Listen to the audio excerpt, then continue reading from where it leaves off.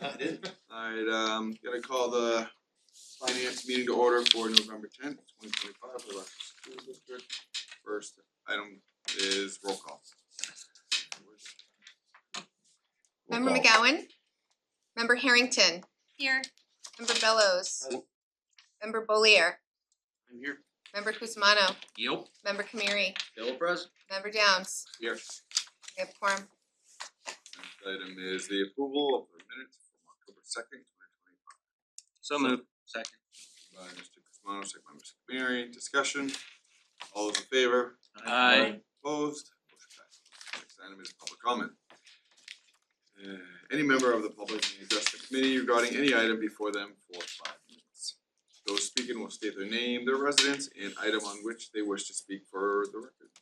Members of the committee may not respond to the comments at the meeting, publicly communicating false statements about people that could subject the speaker to both criminal and civil liability in the state of New Hampshire.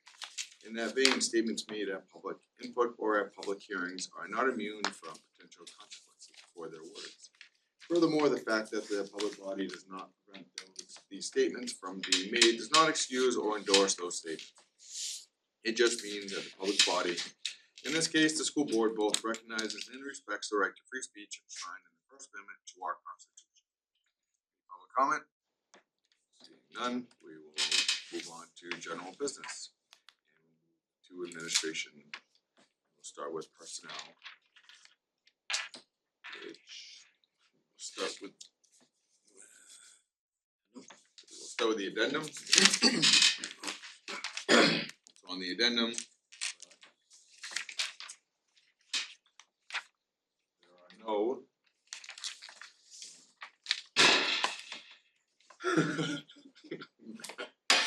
there are no retirements. We do have 2 resignations. Look for a motion to approve the resignation for Nicole Dale Hogan, RMS Wellness Teacher. So moved. Second. Motion by Mr. Mayor, second by Mr. Bollier. Discussion. All those in favor? Aye. Opposed? Motion passes. Resignation of look for a motion to approve the resignation of Stephanie Hull, Food Service, CSS. So moved. Second. Motion by Mr. Cusmano, second by Mr. Kamari. Discussion. All those in favor? Aye. Opposed? Motion passes. We do not have any nominations. We have 2 stipends. First stipend is for Ben Gregoire, RMS Athletic Director, 7,000. So moved. Motion by Mr. Kamari, Second. second by Mr. Cusmano. Discussion. All those in favor? Oh, Mr. I see a dollar amount difference between this one and the second person that will be nominated thereafter, or afterwards, so what's the reason for the difference? So this was a division of responsibilities that was made last year when the stipend came to be, if you will. It was originally passed by the board as a $10,000 stipend for an individual. It was divided amongst 2 people. The responsibilities and the dollar amount were amicably divided amongst those 2 people. My understanding is the responsibilities and the dollar amounts have remained consistent from last year to this year. And these were the amounts that were provided with the names as they were submitted by the athletic director, Sheila Colson, as well as Lindsay DeTroya, principal of middle school. Thank you. Now, is there a reason 2 people this year instead of just 1 doing the 10,000? I believe they decided to keep with the practice they had been doing. I know that Sheila's working closely with Ben. He's going to school to be an athletic director, so I think she's also using this a little bit as a training opportunity. And Robert had agreed to kind of pick up the on the ground game day setup and those types of things. Thank you. Alright, did we approve? We didn't do the Robert. Yeah. No. No, you gotta. Alright, You let's gotta do do a Ben full first, motion to. No. You already got a No, we motion gotta on the vote on floor Ben. for Alright, Vote on Ben. Is there a motion? We already did all that. Just say Motion. all in favor. Sorry. Sorry, it's been a long day, tired. All those in favor? Aye. Opposed? Motion passes. Look for a motion to approve Robert Gee, IMS Athletic Director, So in the moved. amount of 3,000. Second. By Ms. Cusmano, second by Ms. Kamari. Discussion on that one, all those in favor? Aye. Opposed, motion passes. Alright, now we will go. Just for the record, it's G. Is it G, it's not G? Robert G. Alrighty, so I. Okay. Robert E.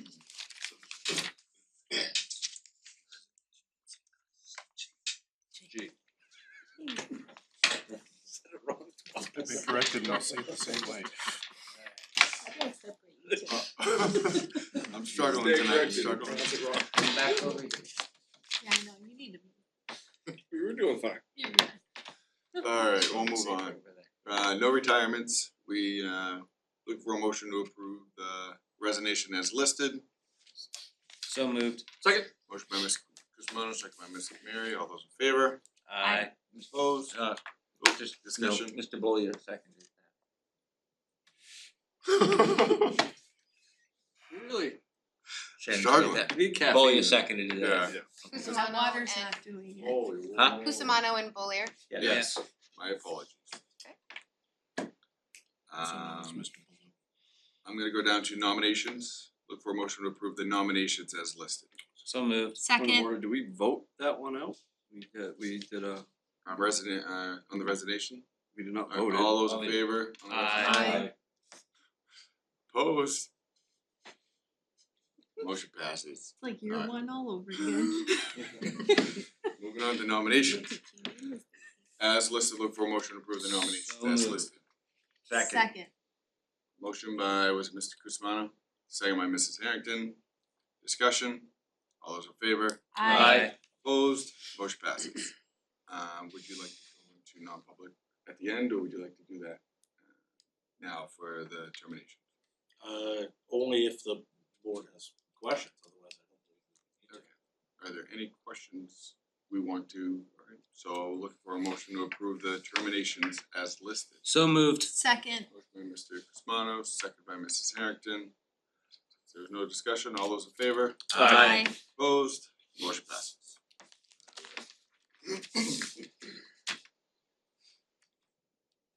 Next item is extended learning opportunity. Who's taking this over? This is Keo. This one is a very small change. We're really trying to get our practice and our documentation in line to be consistent. So the ELO coordinator has, since the time Dean, I can't even remember his last name, since it was developed, has had 10 additional days in their contract that were paid out at their per diem rate. This has been happening regardless of who's been in the role for, I think, almost a decade now. However, there was no language in either the collective bargaining agreement nor the job description that allowed for this provision to happen. It is negotiated within the teacher contract that if they do summer work, it's at $150 unless it's otherwise specified. It can be specified in the bargaining unit, collective bargaining unit, or in their job descriptions, as neither were. It did have a stipulation here that said that additional summer work as approved by the board, but that was a little ambiguous. So all we're changing here, we reformatted it, but the only thing, if you look at terms of employment on the second page towards the bottom, it spells out what has been happening, just so that there is no question and that we are aligning our practice with our documentation, if you will. So that is the one change.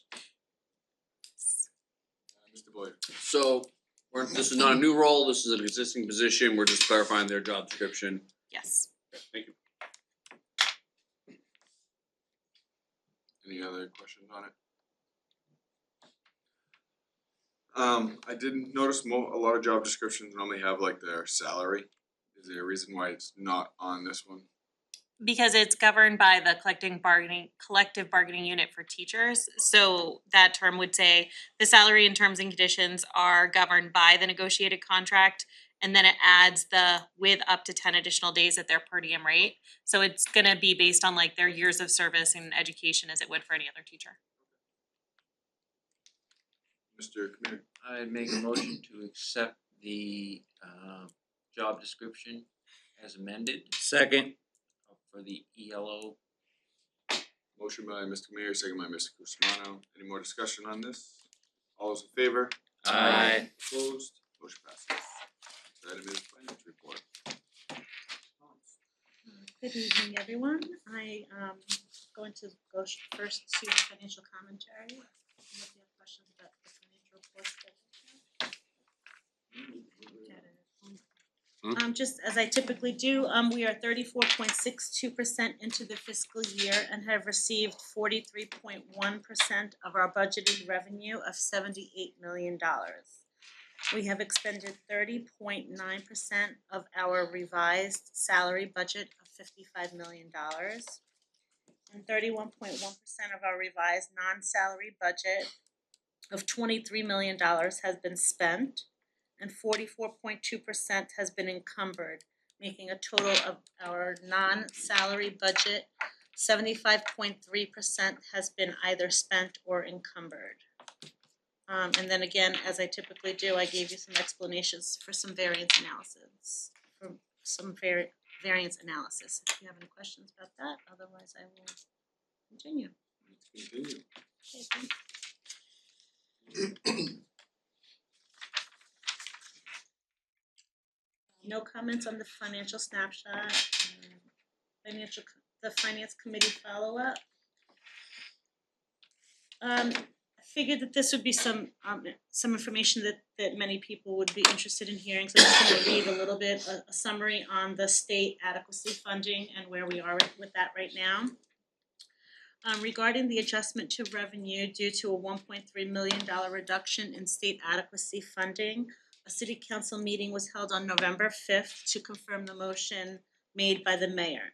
This motion was to utilize $366,175 would be to increase our waste management host fee revenue, and to assign $931,303 to use the unassigned fund balance in the event that it is needed, for a total of $1.297478. The resolution passed 12-0. I updated the MS-24, which is the FY26 estimated revenues, the next morning, and submitted that to the New Hampshire Department of Revenue, as well as the resolution and the meeting agenda.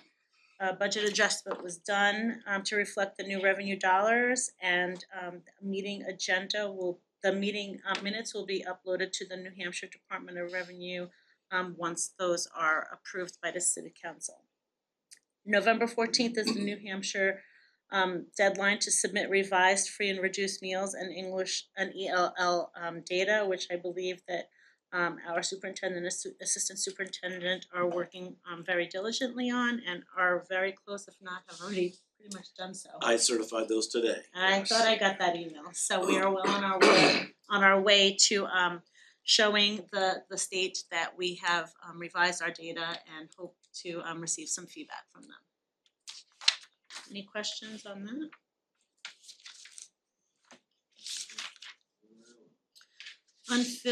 Projection of unfilled positions. Fiscal year to date, we are currently forecasting a vacancy savings of $459,000. We have 27 vacant positions at the moment, 14 of which are special education related and 8 are regular education. Of the 14 special education positions, 11 are paraprofessionals and 3 are teachers at ERS. Again, the backup shows you exactly where all our openings are. And any questions on that?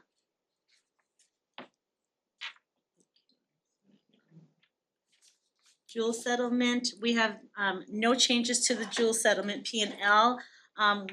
As we continue to finish the project for the cameras, I will update that with actual numbers accordingly. As of right now, we have just what the purchase order encumbered amount is identified there.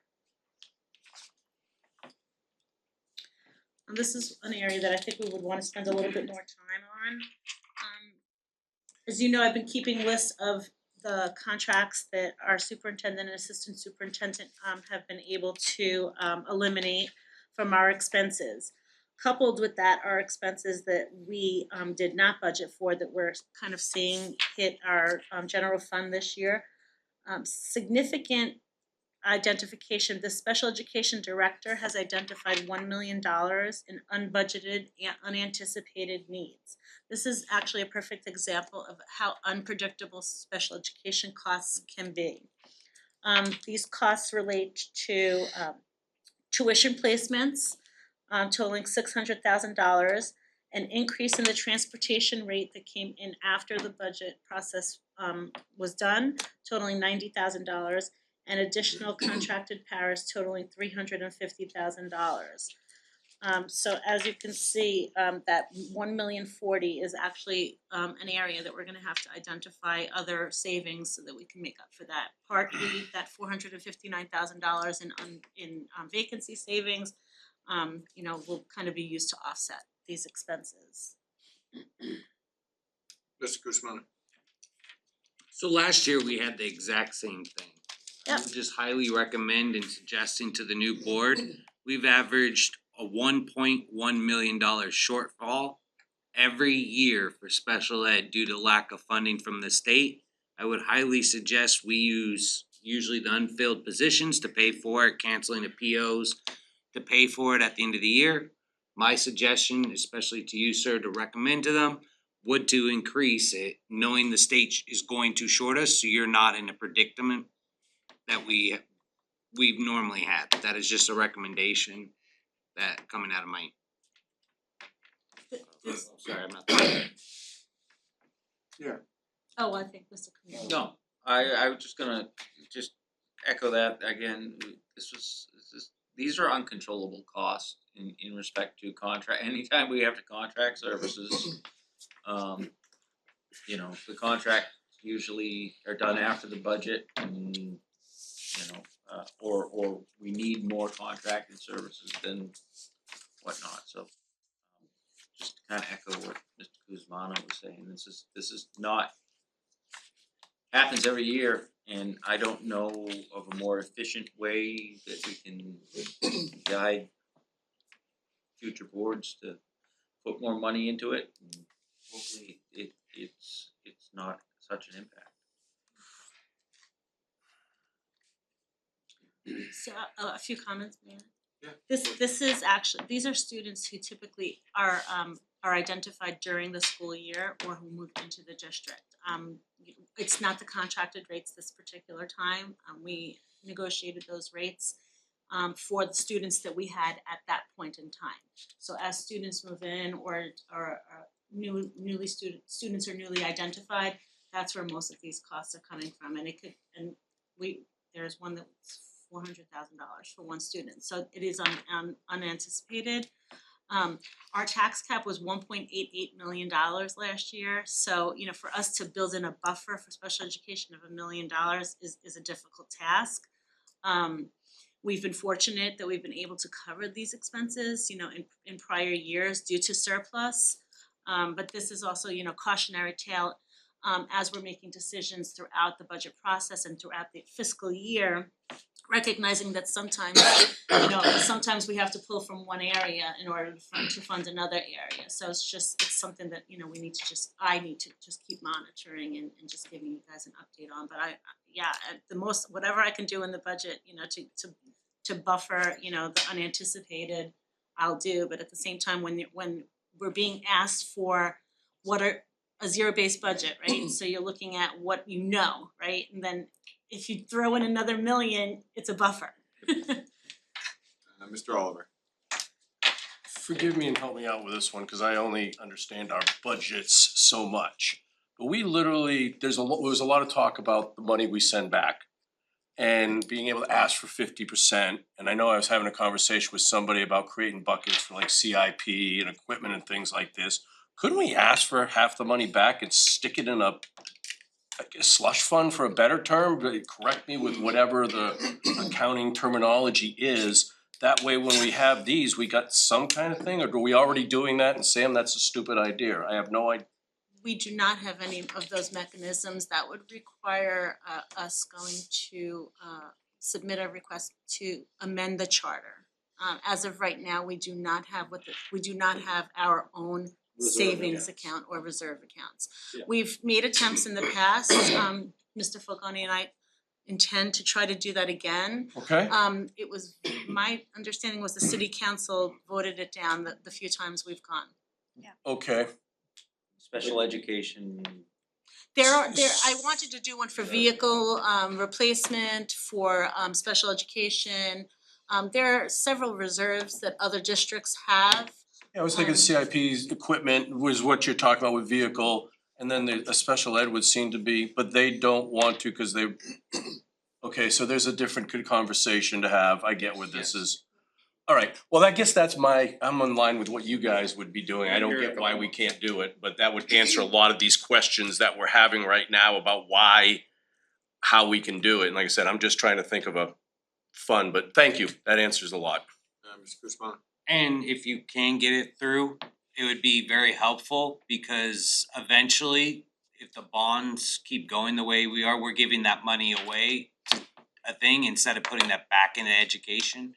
So it would be, if you can help fight with the city, it's been shot down, we've tried several Just times. so you know, to change the city charter, it's gotta be on the ballot for the municipal election, so you're gonna have to wait 2 years. Mr. But it'd be nice to at least be paving that road to get Yeah, it of on the course. ballot. Cause in my mind, the conversation is exactly what you're talking about, Mr. Cusimano. Cause I think the CTE was bond free, if I remember hearing it correctly. So we put money somewhere somehow, and then we didn't have to bond it out, which again saves on the interest and all that, and then we can actually apply it to our students instead of borrowing it somewhere. So it just seems like a good thing to do, and I'd love to have the conversation to see if we can, because to me, it's just sounding like a better and better idea the more we talk through this, but I don't know all the hurdles, so I'll yield all that. Thank you for answering. I will work with you on that. There is one other item that I added that I will remove. I wasn't aware that the monitor was in training, the bus monitor. David and I had gone to STA and asked for what the cost for a monitor would be. It's $120 a day. I will be removing letter D from this because it is a trainee, so that will not be a cost.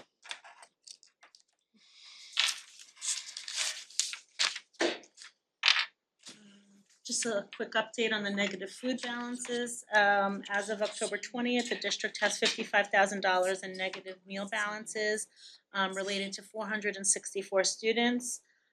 386 owe less than $250. 49 students owe a total of $17,000 and 29 students owe more than $500, totaling $23,000. Several parents did reach out to me recently and have made a payment plan arrangements. And I'm trying to do the best I can with who calls me back. I know we've had this discussion in the past and at the high school, making sure this is strictly the hot lunch, this isn't the cafe setting. Correct. Mhm. Right, this is the hot lunch stuff, not, they're not buying the extras. Extras, correct. Mr. Bell. Thank you, Mr. Chair.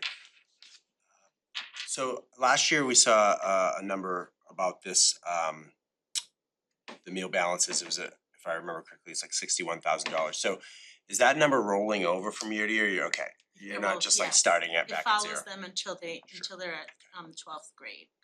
Thank you.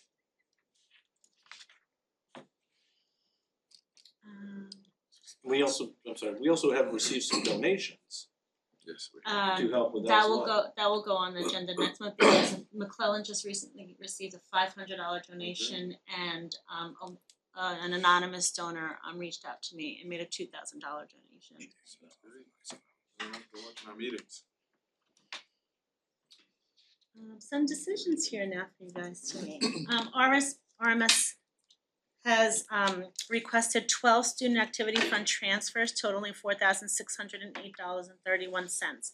The detail is attached. It's primarily clubs that are no longer in existence, and they're asking to have funds transferred to either the principal account totaling $3,197.34, a transfer to advisory totaling $1,388.97, and a transfer to PAC for $22. If you guys have any questions on that, or I can direct RMS to make those transfers.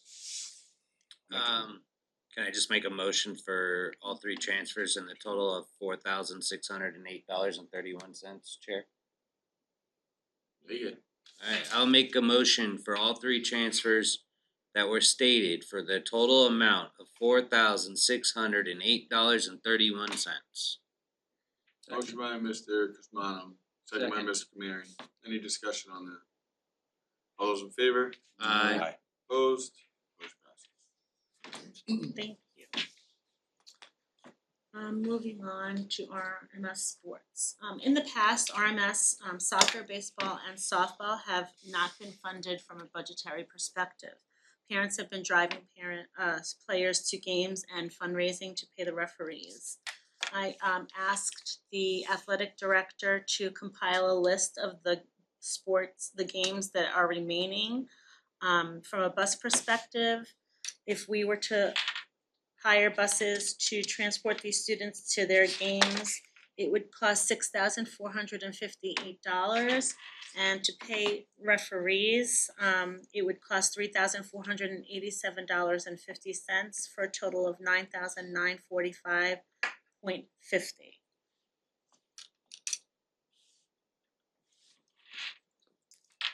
I'm gonna make a motion to approve that money for the middle school boards along with the referees of the $9,945.50. Second.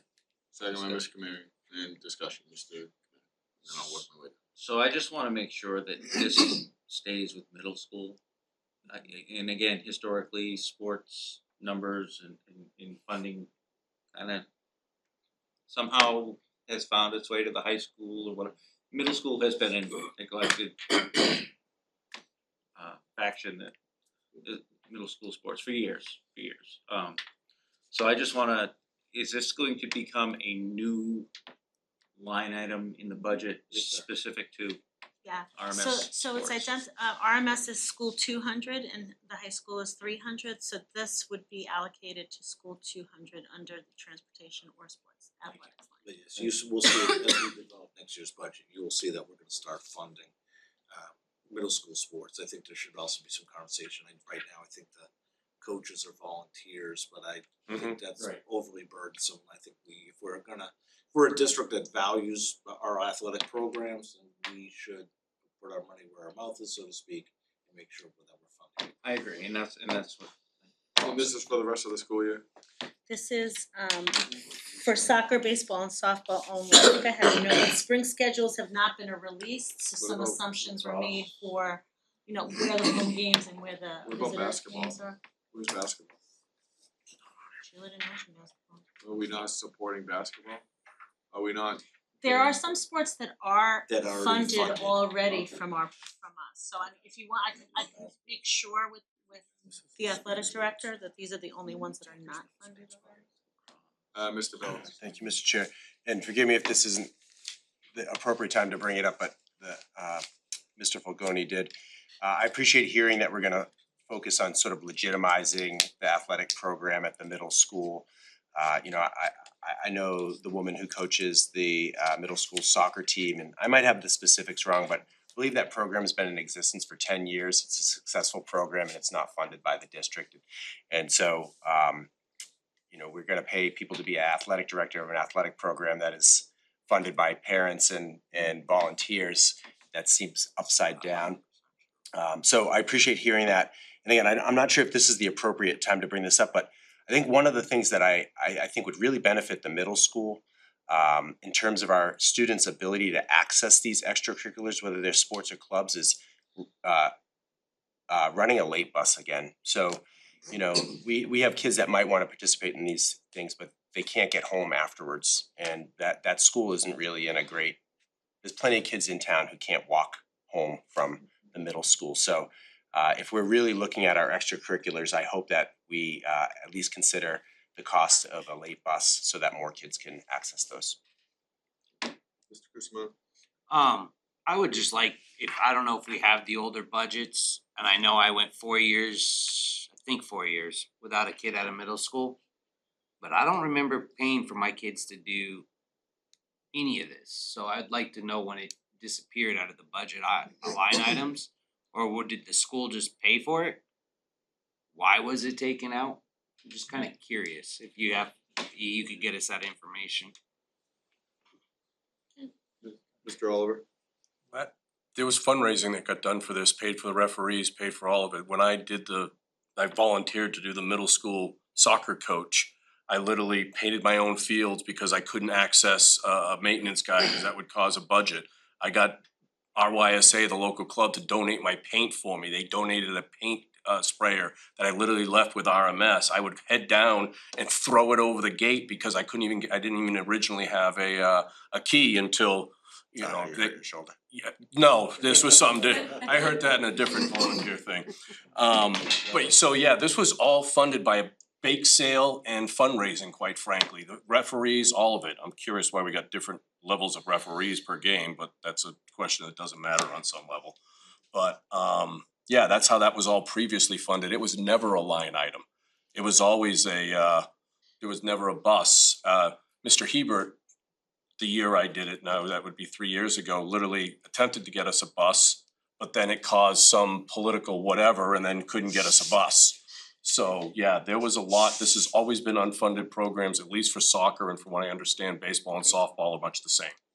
And that's how it got done, for what I think I know, having done it, unless something changed in the 3 years. I missed 3 or 4 years of a child there, so. Yeah, no, like I said, something might be different, but I think it'd be still the same unless you guys know of something changing. You've been around for a couple of years, had at least a 1 year gap between my time and now. For what everybody's worth, as far as information. Any other questions on that? All those in favor? Aye. Opposed? Motion passes.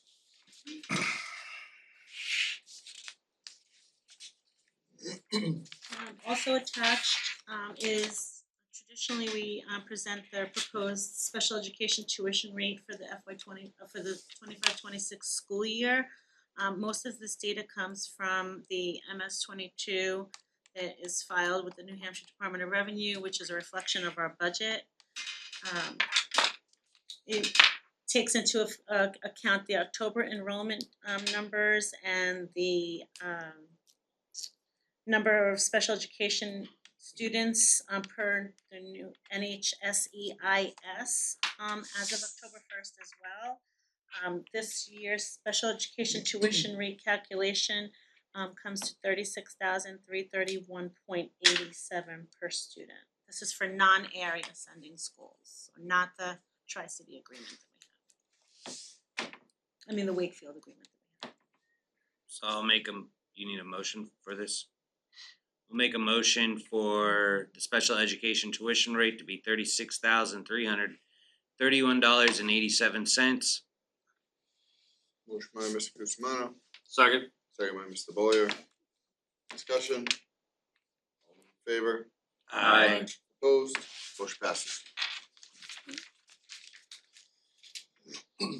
And also attached, when we negotiated the teachers' CBA, the RFT, we allocated $25,000 to be added to the curricular and the co-curricular budget. And the hold on, what is it?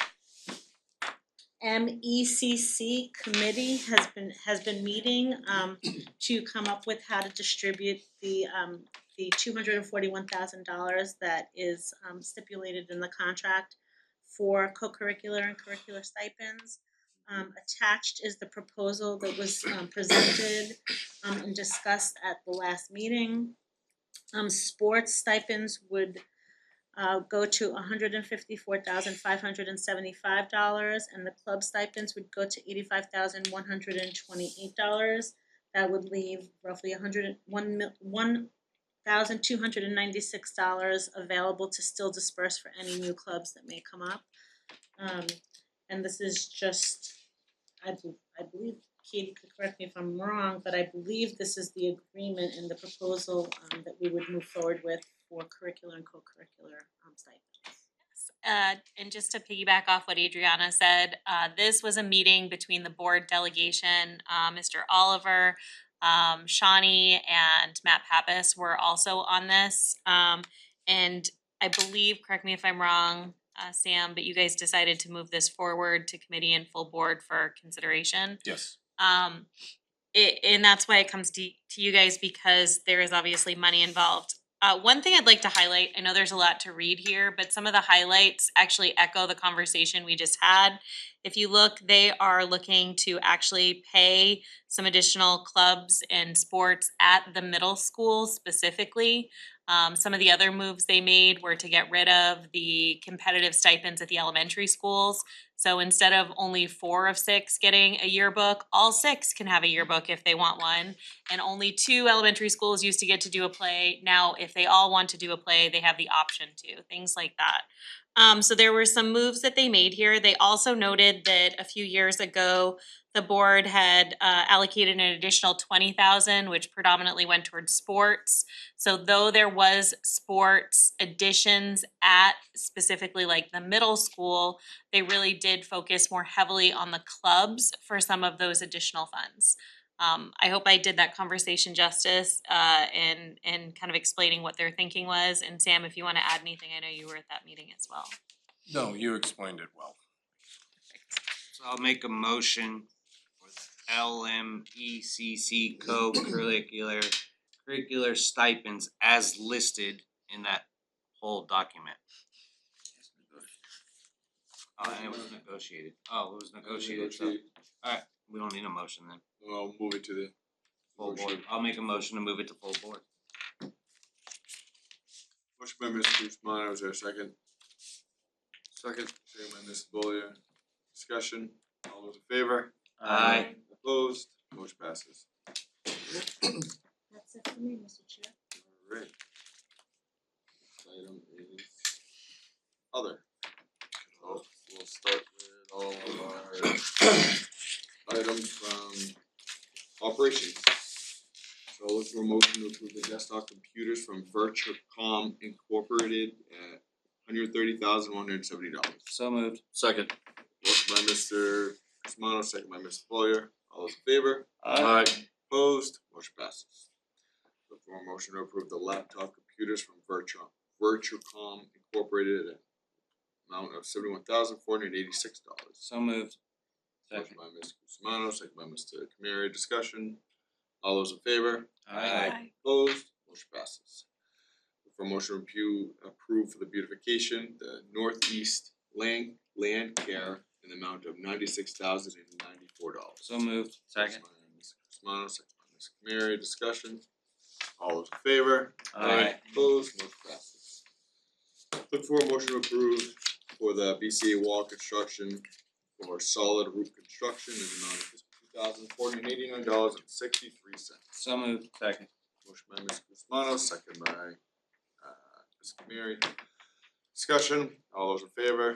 Aye. Opposed, motion passes.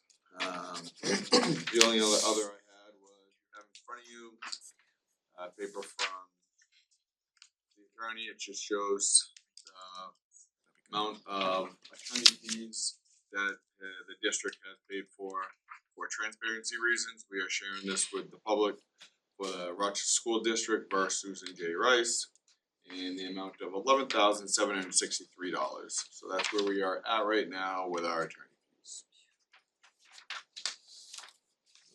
Ready? You have that paper in front of you? Wanna make sure everyone had that? Nope. Nope. And also the front, so I went to the back page first, my apologies. Also the 91As, a total of $4,570.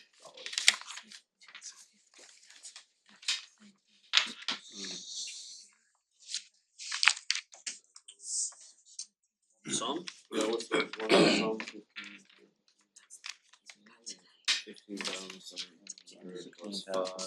16,200 and change. 16,200 and Change. total. That's where we stand right now, and it's obviously still ongoing. Is there any others? Just informationally, next month, we're going to ask for some changes in the legislation. bylaw, we now have to set a budget amount for open enrollment. So we can have that discussion next time, as well as we also have to set a tuition rate for EFAs. So we do have some folks that have inquired about taking classes, particularly at CTE. So we have to set the tuition rate for EFA, and we have to set an amount in the budget, or at least a budget line for open enrollment. We can talk about those next month. Anybody else have another? We do have a non-public. RSA 91A3A. Moved. Motion by myself, second by Mr. Second by Mr. Bollier. Roll call please. Motion commanded non-public. I'll make a motion to seal the minutes indefinitely. Motion to seal the minutes indefinitely, motion by Mr. Cusmano, second by Mrs. Harrington. Bollier. All those favor? Aye. Opposed? Motion passes. Mr. Bollier. Make a motion to approve the expense of $7,520 for increased workload. Second. Motion by Mr. Bollier, second by Mr. Cusmano. Discussion? All those in favor? Aye. Opposed? Motion passes. Motion to adjourn. Motion to adjourn. Motion to adjourn by Mr. Cusmano. Second. Second by Ms. Mary. All those in favor? Aye. Opposed? Nay. Motion passes.